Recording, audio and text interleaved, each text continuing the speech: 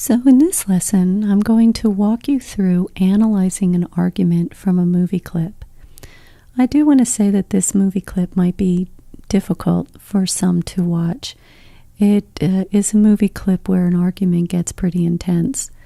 But many people have intense arguments, and they never get the opportunity to really break down the argument to understand why it escalates the way that it does and what's going on. So you're going to see in this lesson, by me analyzing the argument, how and why they have a tendency to escalate. You will see that when we make shaming accusations, and keep in mind, most of us are not even aware we're doing so because we're arguing from a place of hurt, but shaming accusations will escalate an argument. And keep in mind that there is often one of three responses to feeling or being shamed. One is to withdraw and disconnect from your partner. The second is to lash out. And one might use shame to fight shame.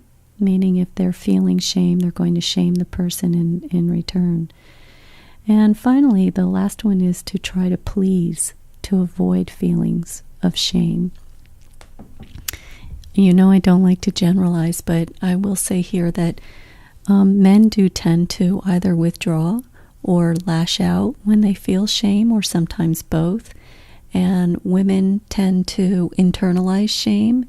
And if they feel shame, they do tend to try to please. But if you and your partner, I feel like I want to say this because I've mentioned people who avoid conflict. If you and your partner do avoid conflict, it's really important to still go through this lesson because you will learn what not to do. If you have avoided conflict, many people feel inadequate in their ability to engage in conflict. And sometimes when you begin to attempt conflict, you may not know how to do so. So this will be helpful so that you learn to avoid the potential pitfalls. And remember, healthy conflict is necessary to deepen connection. Otherwise, there's a tendency to harbor unspoken resentments. So again, I want to remind you, take this slow, and if it stirs something up for you, take your time, take a break, and after you finish, I'll see you in the next lesson.